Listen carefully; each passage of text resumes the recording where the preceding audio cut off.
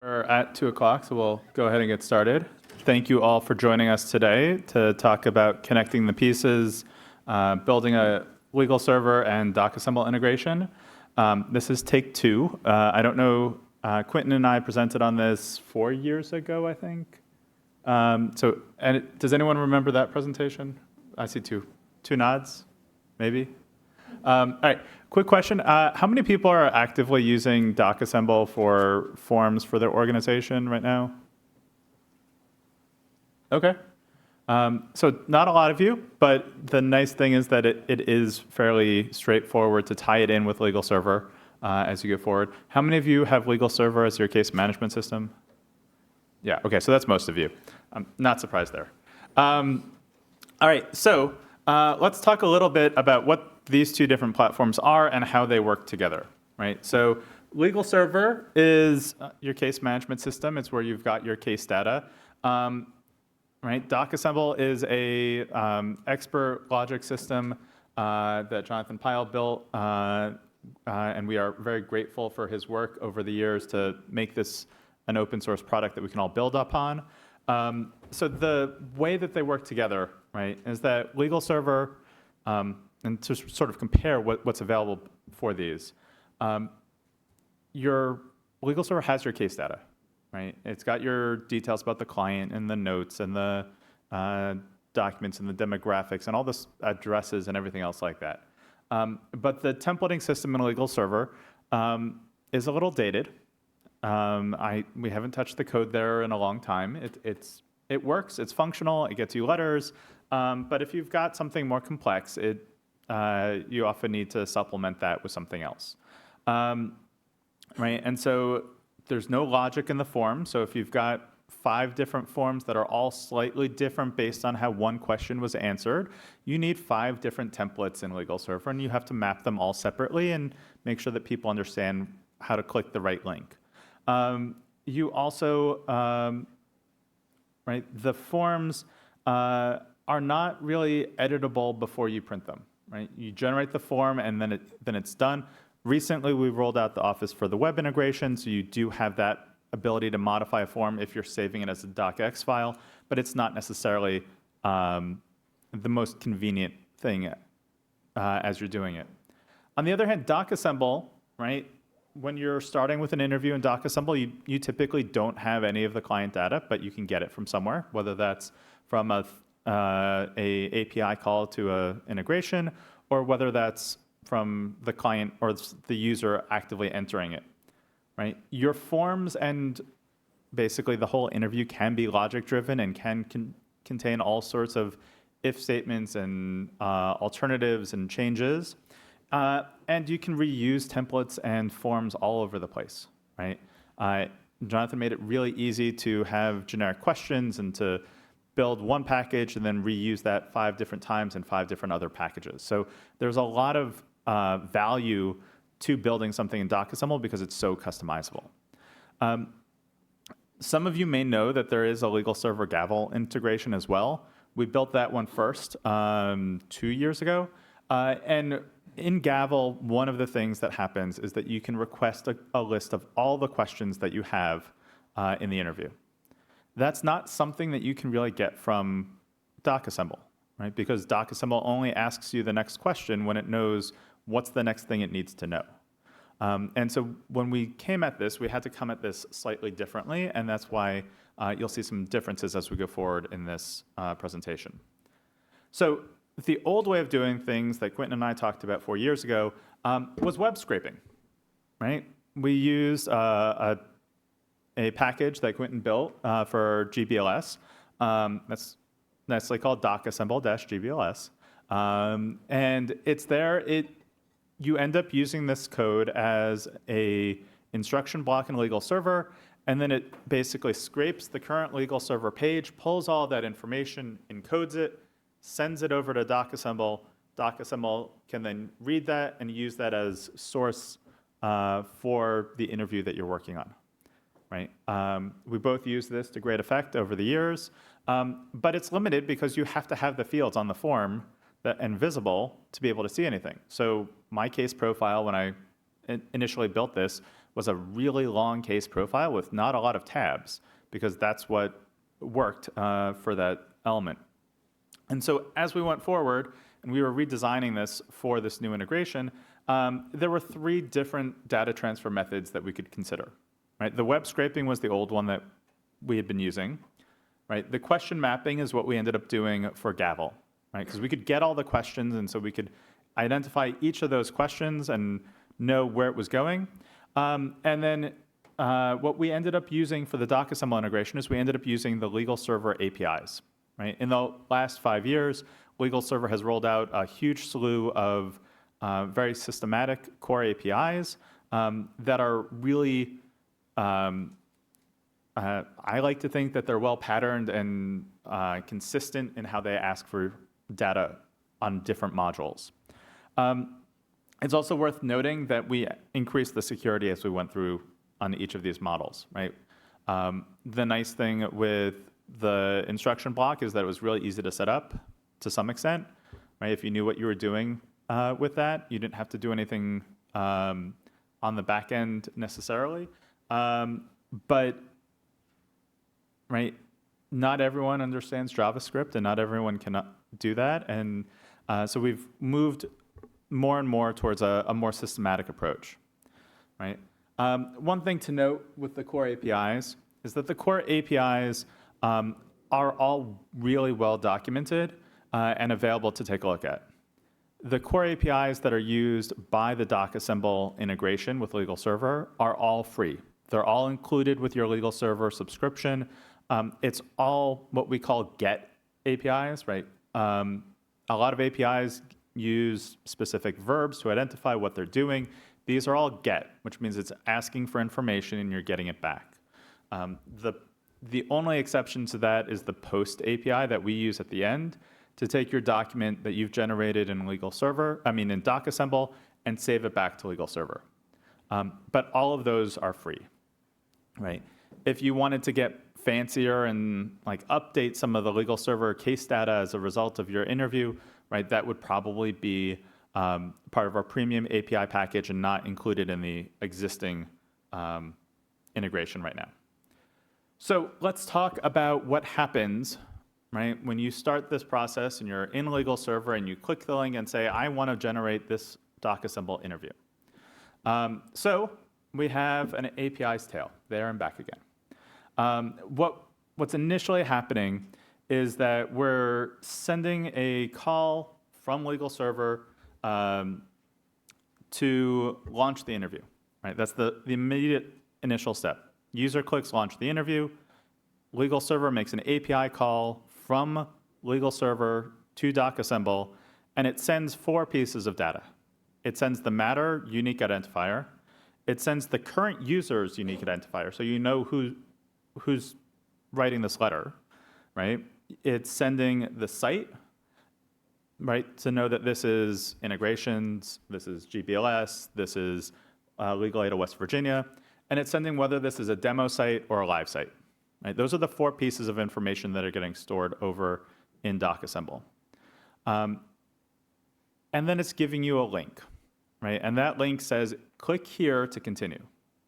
And when the user clicks that link to continue, the DocAssemble package that's installed in DocAssemble says, all right, I'm now taking those 4 fields that I know and making a whole bunch of API calls back to Legal Server to pull all of the case information using the APIs.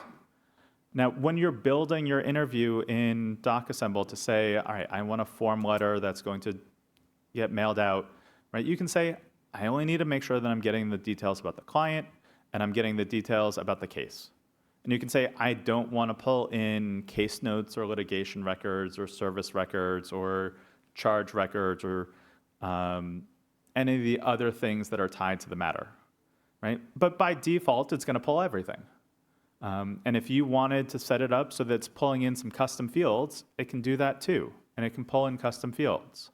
And if there's stuff that's not in the API and not accessible in the API, but it's available in a report, it'll pull that in too, right? And as you build your DocAssemble interview, you can really get creative in what information DocAssemble is going to reach back out to Legal Server to pull in to complete your documents, right? So once that document right, pulls that information in, right, it'll then ask you any questions that it doesn't know. Right? That's the way that DocAssemble works, is that when you're filling out an interview, it goes, all right, the final result is these fields are all required. I need to generate this document. What do I not know? And it asks you questions based on that as you go forward. And so whatever wasn't filled in by Legal Server or whatever came over as null and is a required field, it's going to ask you a question about how do I get this information? What's the client address? Who's the recipient of this letter? That sort of thing. And then when you're done, there's a final API call that that DocAssemble can make to send the document back to Legal Server. And GBLS reached out to us and said, yeah, that's great, but we want to send it to our SharePoint site that's associated with Legal Server, right? They've got the Legal Server SharePoint integration, which creates a case folder for every case in SharePoint. They're like, yeah, we want to send the file back to a Legal Server, but we want you to put it in the right folder in SharePoint for us. It does that too. And it adds a case note so that you can see those documents and easily find them, right? Because you're going to get a lot of documents in your list. But all of that's built into the DocAssemble package, which is Legal Server's first foray into open source software. So you can find it on GitHub. It's docassemble-legal server link. It's available, right? It's got a lot of Python examples of how to request all of this information from Legal Server, how to use all of these different APIs, but it's there and available for you to use. And I think Jonathan's already submitted a pull request with a feature improvement pretty early on once he got around to testing it. So that, like, I'm watching it for any comments from you all. And so if you do have feedback, feel free to make a pull request, to send us an email, and we'll be responsive. So I've sort of described what this looks like. I'm going to show you all what this looks like so that you can see it. And then I'm going to turn this over to Quentin and Dane, who have both implemented this on their sites.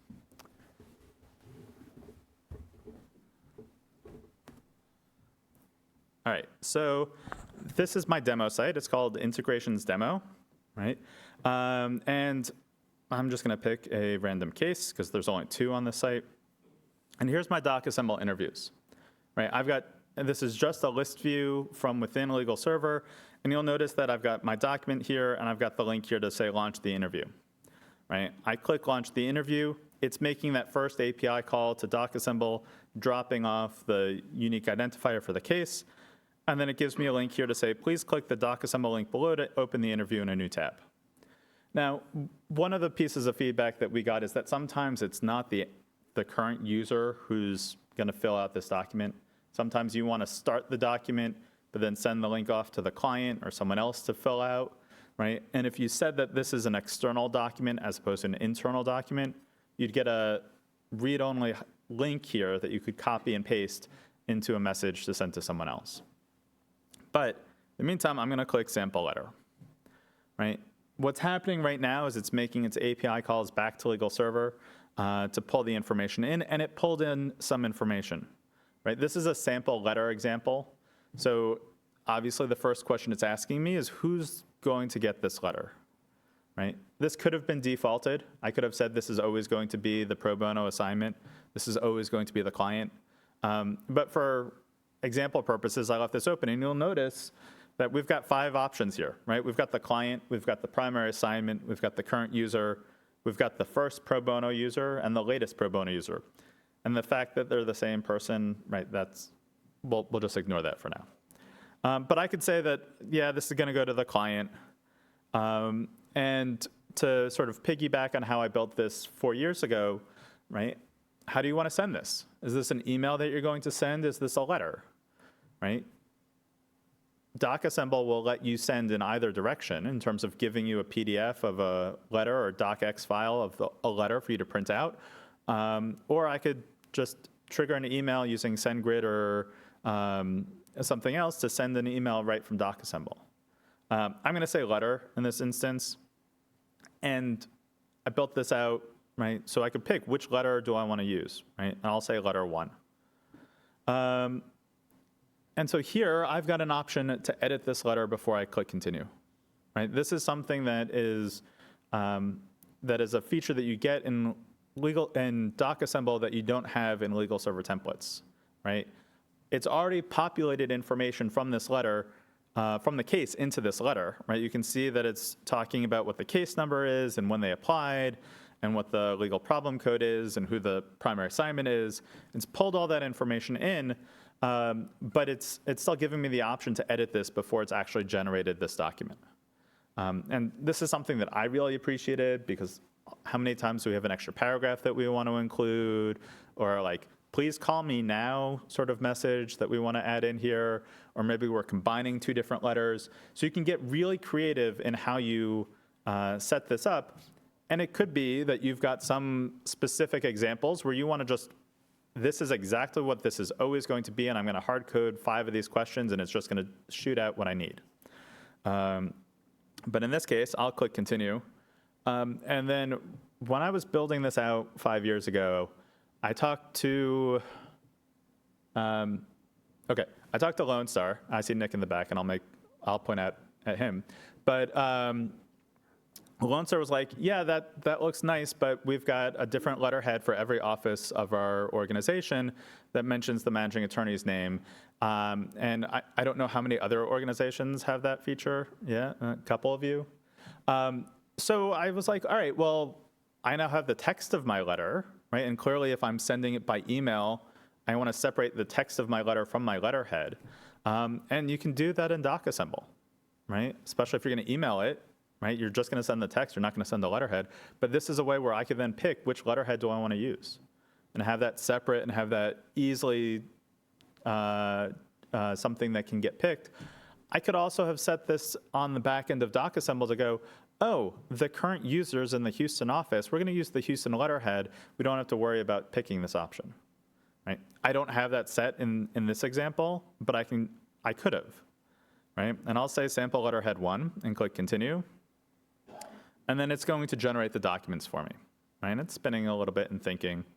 And then it's going to show me that template, and it's going to save it back to Legal Server at the same time, right? File saved to the Legal Server case is both a PDF and a docx file. But I can click on this, and here's my letter, right? I even included the envelope just so that I didn't have to do that separately. But it's all here. I've got my letter. I've got my text, right? This was I think I was cutting various pieces of my prior work, so this didn't take very long to write. This specific example is included in the DocAssemble package, so if you wanted something to play with initially to start thinking about how to use it, right, that's in the open source DocAssemble package from Network Ninja that you can use. And then one of the things that you can do here, right, and that we set up in terms of security and being aware of your client's data, is the fact that this means that DocAssemble has an API key back to Legal Server, right? And it can read data on these cases. And so when we built this out, we said, all right, we want to make sure that people have to log into DocAssemble so that someone can't just start typing in random case numbers in DocAssemble and hoping to find out data about one of your cases, right? So you'll notice that I'm signed in, right? In the top right, it says mhofrichter@legalserver.org. Obviously, you can make the security restrictions what you want them to be in DocAssemble if you want it to be less restrictive. But as a default, right, we're encouraging you to make sure that all of these interviews that are pulling lots of data from Legal Server stay secure that way. And since this is my development server, I have the ability to take a look at the backend code available. And I can, sorry, this is really ugly, but there, now it's nice and pretty. But one of the things that this package does is it grabs all of the details from Legal Server and converts it into DocAssemble elements, right, and objects.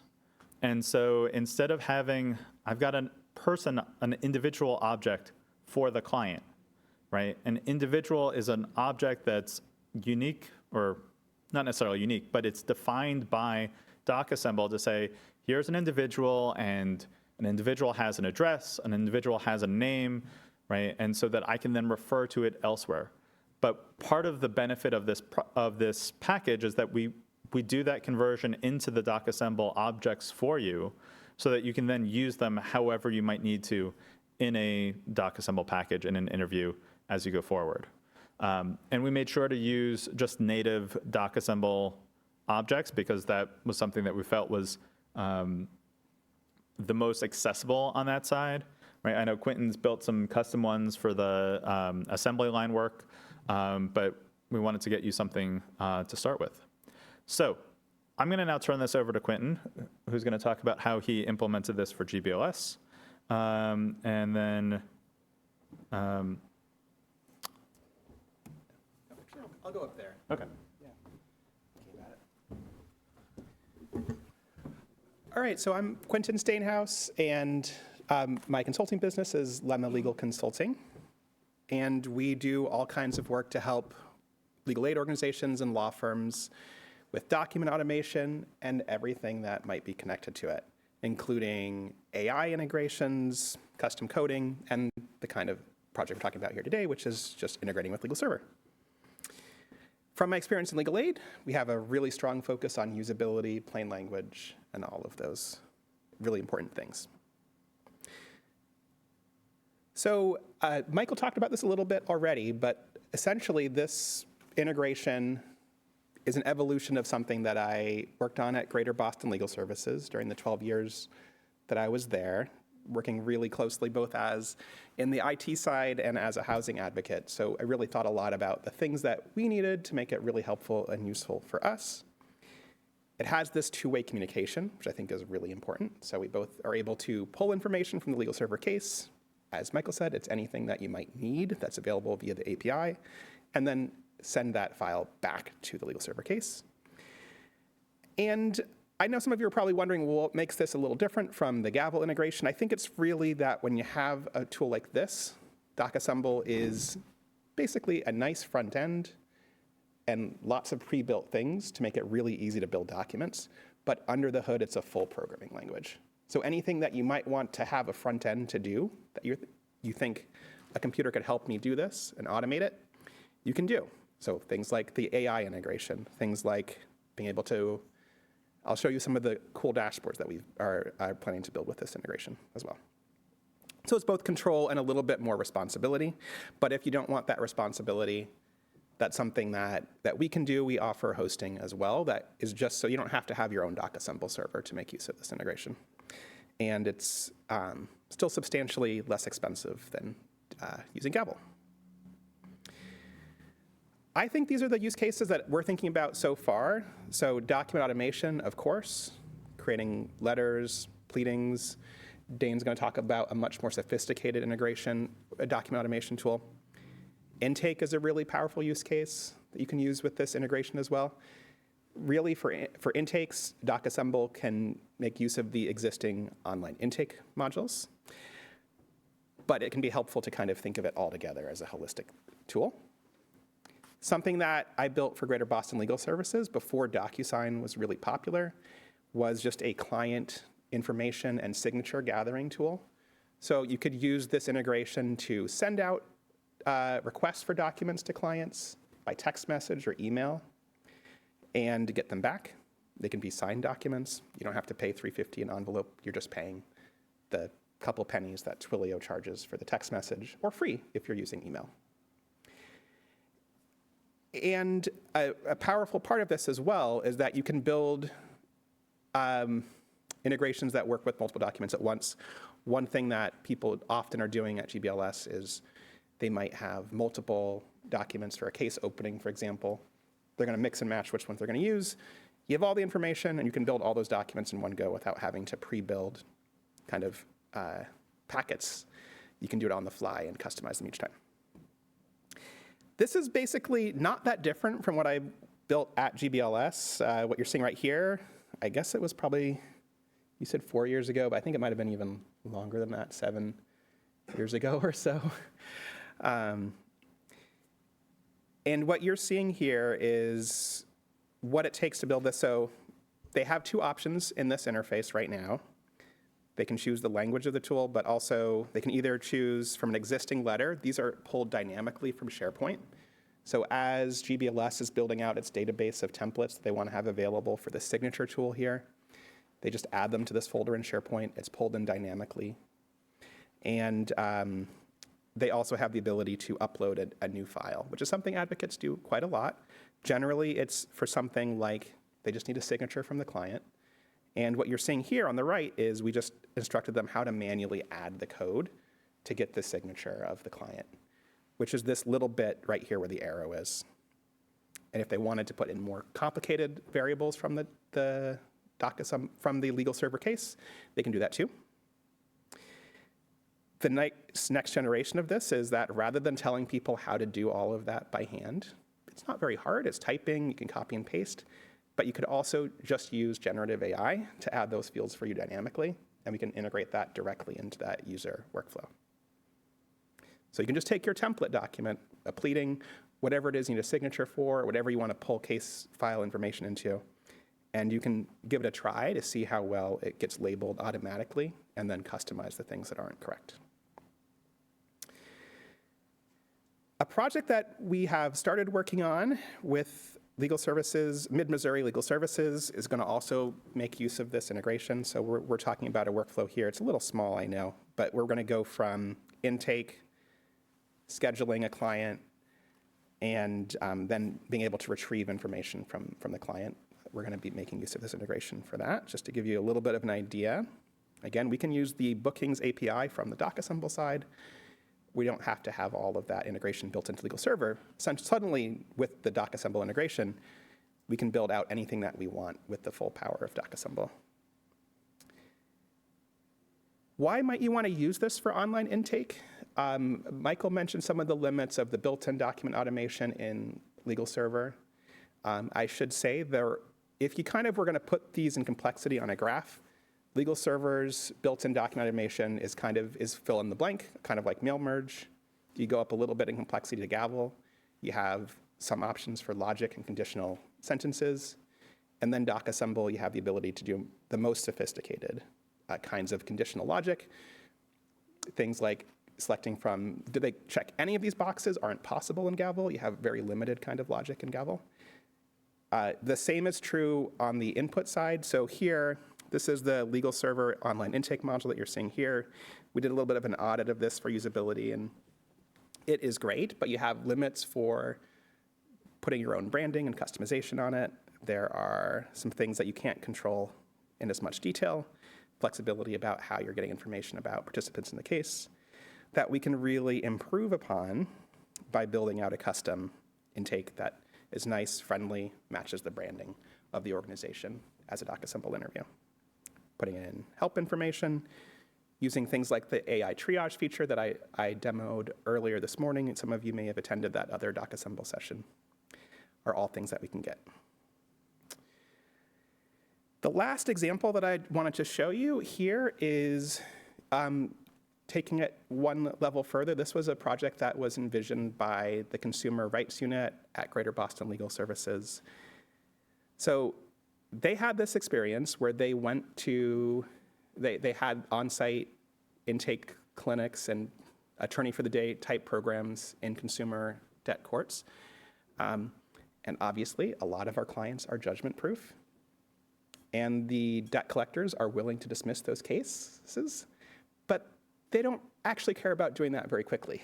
So they were using a lot of staff time when somebody had Social Security disability was one of their first priorities. Like, yeah, that collector is going to agree to dismiss the case if they can prove someone gets SSI. So they have to send that proof, and they have to follow up with that attorney 2, 3, 4, 5 times before they finally dismiss the case, and you're getting close to the date of that next hearing that they were committing to going to otherwise. And so what we're going to build for them is a dashboard where they can automate that annoying the debt collector so that they don't have to do that manually, saving their staff a lot of time. Again, making use of all the information in Legal Server and keeping it updated in the case file, but we're really just making use of that API to be able to do that. So from our experience over, I will say it did take us some time to learn the differences between the old method of us doing this and using the official legal server integration. And I'm confident now that that's something we could do very quickly to help anybody who had that need. But you do need to set aside some time for implementation and testing. You need somewhere to host DocAssemble. You can host it for yourself. I know some people were using AWS grants to do it essentially for free. Just it is your IT staff time if you don't want to take on that burden. That's something that we can help you with. You need to be able to figure out how you're going to communicate maybe with clients. So that's email or SMS and thinking about those accounts. And thinking about authentication. The main thing I'll say about authentication is Michael talked about the fact you do want to have that with your server. One thing that we did is we have people log in with their Office 365 credentials. DocAssemble has lots of options for authentication. So they're never typing their password into the DocAssemble server. It just is a pass-through, just like you log in with your Google account or your Microsoft 365 account. All kinds of services, you can do that with DocAssemble too. And GBLS actually switched to Okta, and it will work with that as well. I think that is it. I'll turn it over to Dane. I'll just mention that for legal server staff, right, we use Google for our SSO authentication, right? And none of my staff complain at all about it. Okay. So for anyone who doesn't know who I am, my name is Dane Henry. I'm the Advocacy, Training, and Technology Attorney at Legal Aid of West Virginia. So I'm here to benefit from all the stuff that they've done. My implementation originally started as an TIG grant originating in 2023. It is still ongoing. It's a 2-year grant, so we should be finished up by the end of this year. When we were envisioning the TIG, the connector had not been fully developed at that time. So when we reached out to LegalServer and we said, hey, we have this idea, we'd like to do this, they said, yeah, we're working on it, but go ahead and put it in the TIG. So by the time the TIG was approved and everything, the connector was actually done, which cut months off of our development time, which was very nice for me to be able to actually be ahead of schedule for once in a grant. So I'm going to talk a little bit about the TIG and then our specific implementation. So our main goals were just simply to obviously connect LegalServer and DocAssemble.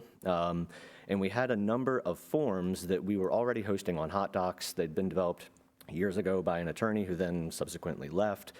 And they were just kind of hanging out there. So we wanted to, because we already were using DocAssemble for guardianship, for adoption, for our eviction defense, things of that nature, we wanted to go ahead and bring in those divorce and custody, those family law forms into the DocAssemble family. But we also wanted to make sure we could save those completed forms back to LegalServer so that way our advocates didn't have to go through that extra step.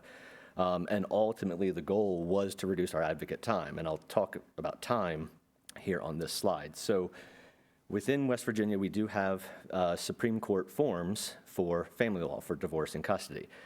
They do not design them well. They don't design them to be pro se friendly. They don't design them to be anyone friendly, really. So to get a divorce with custody, it is 10 different documents, and you have to figure out which ones they are. 44 pages and 1,655 fields that have to be completed in order to file a divorce with custody. And because it spans 10 different documents that could be used in different contexts, you have to keep repeating information. You have to put the petitioner's name 22 times, the respondent's name 13 times. You have to list out all of the children and their biographical information 7 times. You have to list the county where you're filing 17 times. I mean, it's just an enormous amount of dumb data that we already collect. And then when the clients come in, they sit down with us and we're like, okay, I know you told all this to the intake worker and you've told it to me, but now you get to put it on paper. And so we are working with Thread partners to do a process evaluation. It's a 2-part process. The first is figuring out what it is to complete these forms now on a manual basis. And then once we finish our implementation and give it to our advocates, we're going to do another process evaluation to determine, hopefully, how much time we have saved. But what we found was that the average time in minutes to complete these forms. For instance, a divorce with custody is 2 hours to sit down with a client and complete these forms from start to end. It's an enormous amount of advocate time, and it's an enormous amount of client frustration that we're hoping to cut out. Because again, we're already collecting a vast majority of the information that's being asked. We are already collecting financial information because we have to determine eligibility. We're already determining all the biographical information, or we're already collecting it all. So why should the client have to repeat all of that? So that was the main drive behind this, this TIG and seeking out this implementation. As it stands right now, again, I have benefited so much from the work that Quentin and Michael have already done in that once our TIG was approved, I simply followed Michael's instructions with LegalServer. I installed the connector on our demo site, and honestly, it took me about a day. Whereas I had originally planned in the TIG for it to be about 3 months. So it really is simply that easy. And so I've started converting our family law forms into DocAssemble away from HotDocs. And at this point, because it's an internal-only tool, I get to make it not quite so user-friendly. I can just make it so that the advocates can do what they want to do. But the idea being that they can either print out the packet with the information that we already have on hand and allow the client to fill it out in a one-on-one session where we sit down with them, or the advocate can sit down with the client at the conference room table on the big screen and go through the rest of the guided interview through DocAssemble and complete the rest of the fields that are required for those 1,655 fields. That's where I'm having a pain point, is trying to write an interview that is that large. But nonetheless, if I just print it simply as is, and you can kind of see here, this is pulling from our demo site from a test case where it's going ahead and completing the civil case information statement that is required prior to filing any petition. It's pulling all of these, the children's names, the petitioner and respondent's names straight from LegalServer. This isn't anything that I've touched in terms of within the guided interview. This is literally printed as is by doing the API request to LegalServer. And then as Michael showed, it actually will save it back into LegalServer, into the document storage, whether that's the LegalServer document storage or the SharePoint site that belongs within LegalServer. So it does some complications that I'm anticipating for once we finally do go live, is that it requires the intake workers to properly input completed data or complete data, which, I mean, intake workers do their best, but they miss some things. Looking through my cases over the years, I know they've just left out children. So at some point, that information does need to be populated within LegalServer in order to be populated into the fields in the guided interview. And then, you know, LegalServer, for as much information as we collect within these case management systems, obviously the forms that the Supreme Court or whatever other court is going to expect a lot of different information that might not be regularly collected. Now, part of our grant is to work with LegalServer on any additional fields that need to be added on to the API, although so far we have not run into that. But the point is, it's not a perfect solution. There will still need to be information that is completed in the guided interview that isn't automatically pulled from LegalServer. So the next steps for our implementation is just simply to complete the guided interview for all those 1,600 fields, and then provide that to our advocates on our production site. We did a demo at our statewide conference that it at least was well received, that, you know, these family law advocates and attorneys who are sitting down for 2 hours with every single client to complete these packets, you know, they're excited at the idea of not having to write out the name 600 times in every single petition packet. So at least we have some buy-in from attorneys that this is going to be a benefit.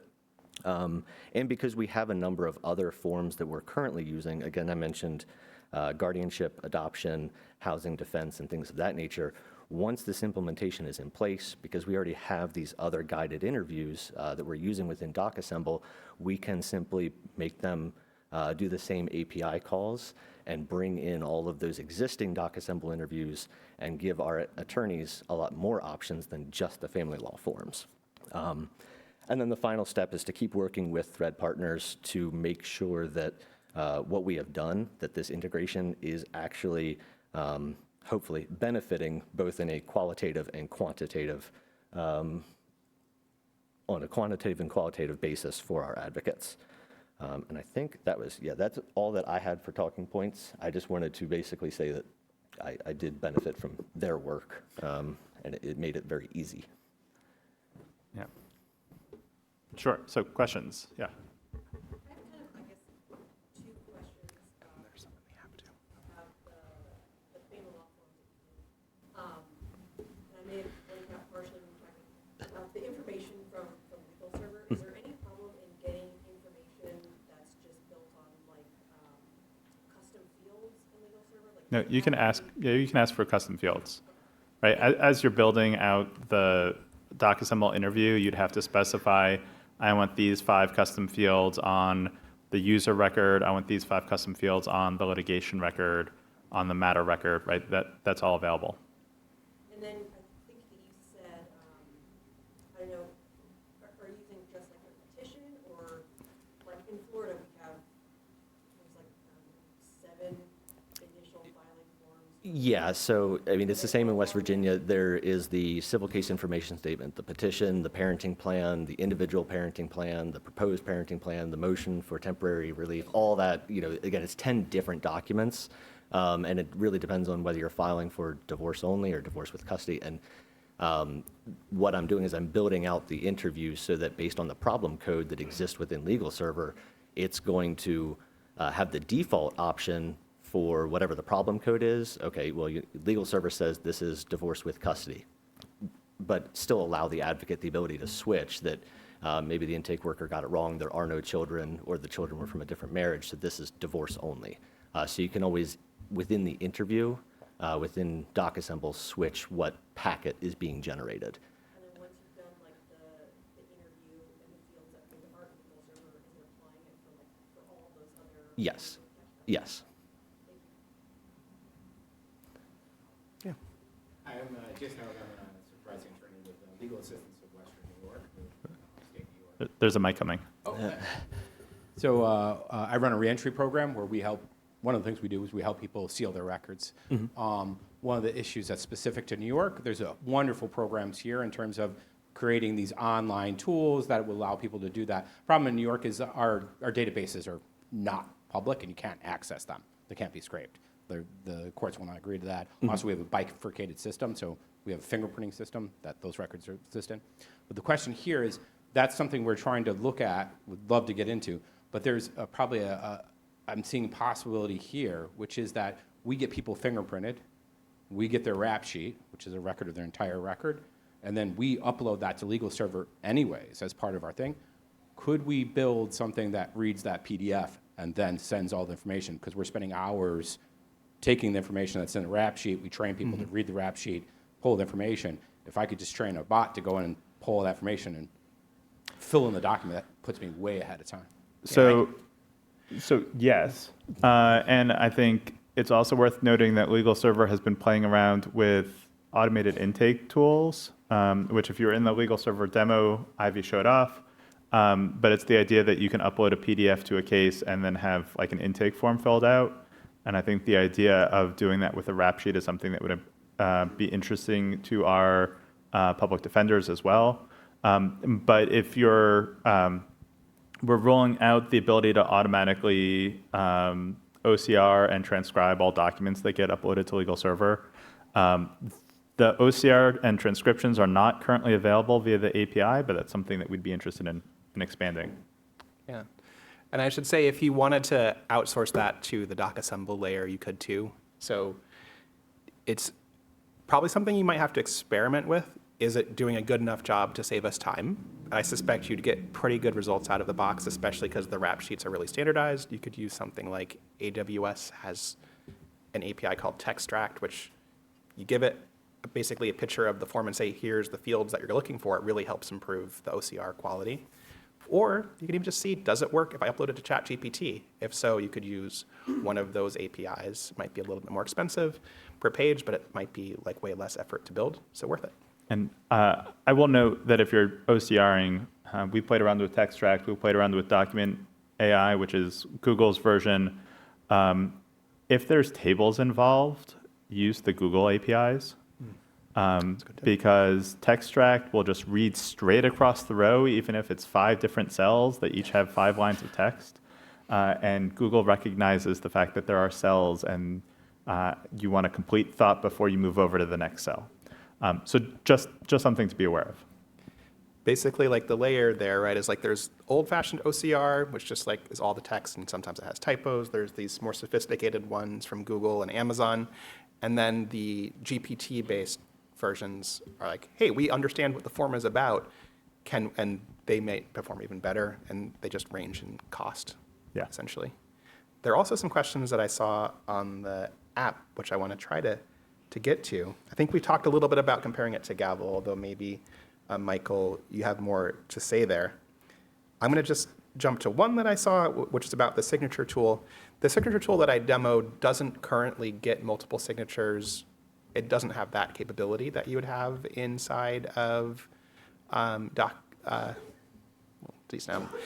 you certainly, that's something that we could build. We've built tools like that before in DocAssemble. So it's just a matter of Yeah, I've built a similar tool. It's our retainer form, and it starts out at the attorney or with the paralegal. That person signs it and then sends the email with the link in DocAssemble to the client for them to sign electronically, and it can either be an electronic /S, or they can do their finger or a mouse on the screen to actually do an electronic signature. So there are multi-part signatures available in DocAssemble. You just have to build it out. Yeah, I did the exact same thing, but with Gavel, where the attorney signs it first and then sends it over to the client. I think it's available. You have to customize it, right? Is the biggest piece of it. Going over to the question about Gavel versus DocAssemble, Legal Server has integrations for both of them. I think the question is that the only integration you want, right? If you want to add in email features or text message features or OCR features, right? You're going to be able to do that with DocAssemble. You're not going to be able to do that with Gavel. If it's important for you that you want to have the solution that's hosted that someone else is maintaining, right? Quentin's an option in terms of the DocAssemble realm. Gavel's an option for the non-DocAssemble realm, right? Becomes a question of what are you looking for in terms of maintenance and support and that sort of thing. I think if I could add on, it also comes down to your comfort level with technology, not just with your IT department being able to host their own server, but I mean, Gavel is what I would call it a low code or a lower code solution versus DocAssemble, where you really, I mean, unless you're using something like the assembly line, but even with the assembly line, you still are ultimately writing some Python code. You're still putting, your code into it, and that gives you a lot more flexibility. But then you also get a lot more technical requirements as a result of that. So it's not really one is better than the other for the connector purposes. It really is what's your comfort level or your team's comfort level. I should say that that tool that I showed, the signature one, GBLS staff use it every day, and they're adding custom forms all the time. A lot of one-off documents, hey, I need this agreement signed. And often they do want the picture of the signature, and they figured it out. So for that really simple use case letters, you don't have to do any coding, but you have the ability, and it's a little bit kind of no lift. For the kind of things you could do with Gavel, those are a little bit more work to learn how to do in DocAssemble, but you can't even do the things that are really complicated. So it kind of depends on what your mix of documents is too.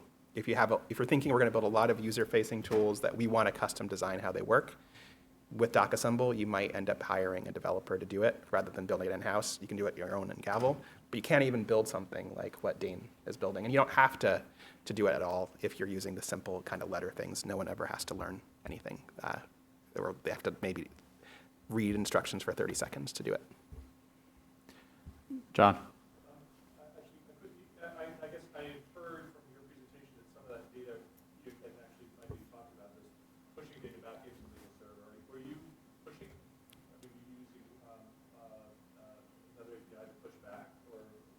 Yeah, so there's a webhook API that we created that if you send it an email, a document that's called files.zip, it will automatically take that files.zip, which could have 10 different files in it. It could have one file in it. Doesn't matter. We'll unzip that file, add it, we'll scan it for viruses, and then we will attach all of those files to a case note and save them into the case record. No, but I was talking about actual data, structured data into the case record, not the document. Oh, in terms of structured data, right, you can use the legal server APIs to do that. There's not currently there aren't functions in the GitHub repository that do that yet.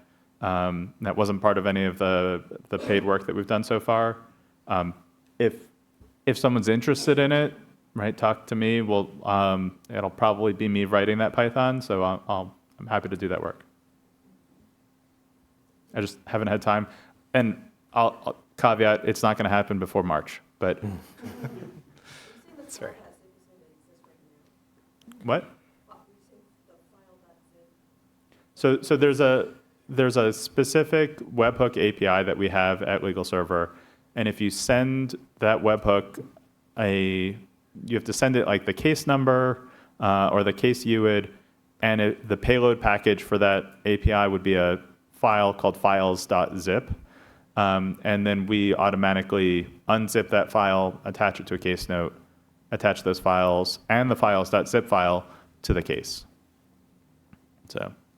But that means that it's really easy to find your document because it's in case notes, and it's the most recent case note that says, hey, a file was just uploaded from your webhook. Right? And one of the things that you can do in DocAssemble is you can name your files whatever you want, and so you can be a lot more descriptive. If I pulled that example up, they're all like sample letter 1.docx files, but you could have something more dynamic. So there were a couple other questions in the chat.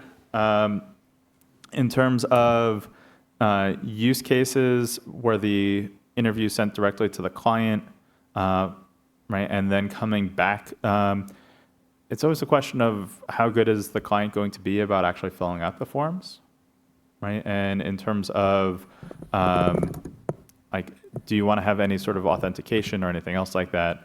How do they get access to that? Yeah, I think clients can do a lot on their own, but you probably just have to be willing to send them reminders or be able to handle drop-off if you don't get that back perfectly. But I think it's really good for like, hey, here are 10 documents we need, here's a checklist. You can actually that's a lot better than sending them a letter or an email, come by and drop those things off maybe. There was a question about using Legal Server to log into DocAssemble.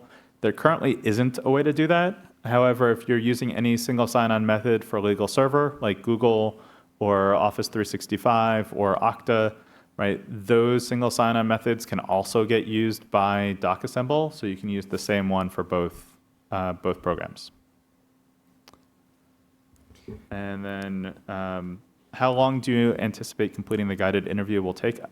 Is that a question for you, Dan? Yeah, it's probably for me. So I'm hoping to cut it by half. So if it took 2 hours before, I would like to see it only take an hour for them to complete the rest of the information. If for no other reason than because frequently when we're working with our family law clients, when they're handwriting it, you have how did I spell that? Or sometimes they write very slowly or sloppily. If the attorney is sitting at the keyboard and is asking the questions of the client right there in the conference room, then that can, while they're typing, depending on the attorney, I know a lot of very slow typers, but it hopefully will speed up the process, and then keep the entire packet as a typed up packet instead of a somewhat typed, some handwritten, or completely handwritten, because our clerks are very furious at us for handwritten petitions. So I will say, going back to when I was at Houston Volunteer Lawyers before I switched over to Legal Server, I automated our pro se document divorce forms because we were doing the exact same thing. We had a clinic where volunteers would fill these out by hand, and inevitably at every single clinic, someone came up to me, do you have a new copy of page 5 of the divorce pleading? Because I misspelled the client's name. And we automated these using HotDocs, and we cut the time from like 1 to 1.5 hours on average to less than half an hour. Okay, yeah.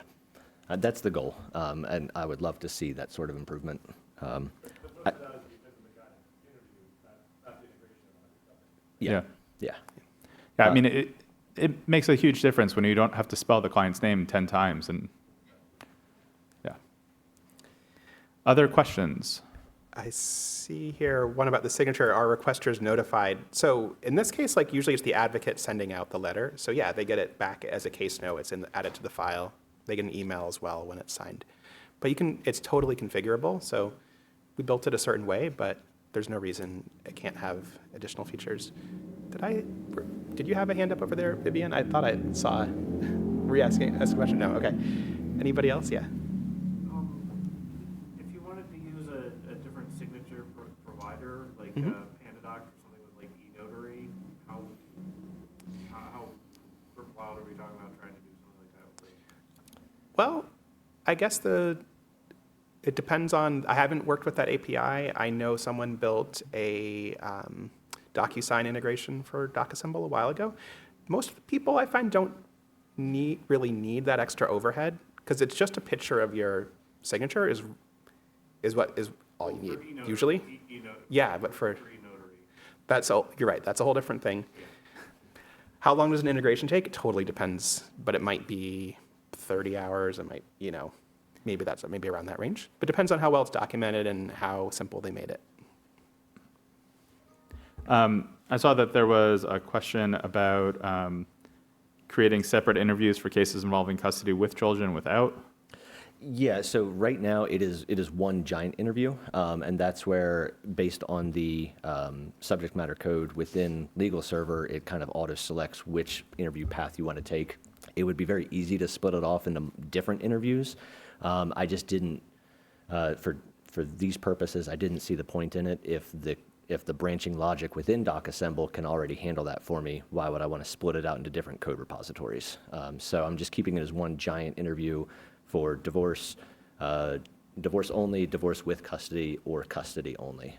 And you could customize that to use like URL parameters to say like this one, like always force this link to use the divorce with custody version, right? Yeah. I mean, I didn't even feel like that was necessary because the Legal Server problem code exists and is able to be pulled through the API call. It was just almost easier to do it through the variables that were already pulled Yeah. through the API. And you could also, right, there are a number of documents in that list that are repeated, Yes. right? Like the court information statement is always going to be the same court information statement. It's going to get filled out a little differently whether it's with custody or without custody. But if you only have to build that form out once, right, it makes maintenance a lot easier. Yes, yeah. That was the other reason, was because so many, I mean, the divorce with custody is the largest one. That's the 10 documents. Custody only might be 7 of those 10. So why would I need to have a whole separate list of those same documents and variables? It's just in one giant interview file. To make the guided interview. I mean, that's also a hugely variable. So I've had some projects that took, usually the building phase is like a couple months, but like a whole project might take a year with like designing and figuring out what you want. Yeah, I mean, it depends on how complicated it is. I'm probably, in actual coding time, just because of the holiday breaks and everything else in other projects, I'm probably 3 weeks into the development cycle on this, and I'd say I'm, I don't know, 25% of the way done. It's that last 20% that takes 80% gosh, of the time. it's impossible, yeah. Sometimes. But no, and so it really just depends on how complex the forms are. These, because they're so large, they're so complex, there's so many fields.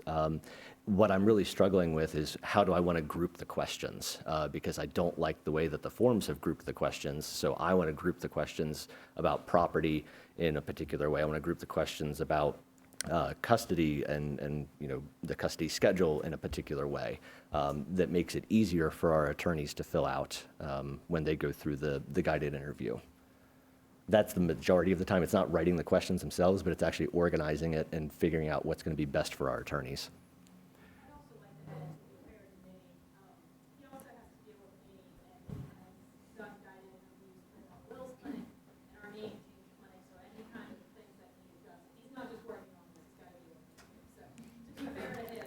And Molly is a headache, so. All right, well, we are at 3 o'clock, so thank you all for coming, and I hope this was helpful. And we are all available to talk about this off stage as well. I'm going to point out, Toby from my team at Lem Legal 2 is also here and helped work on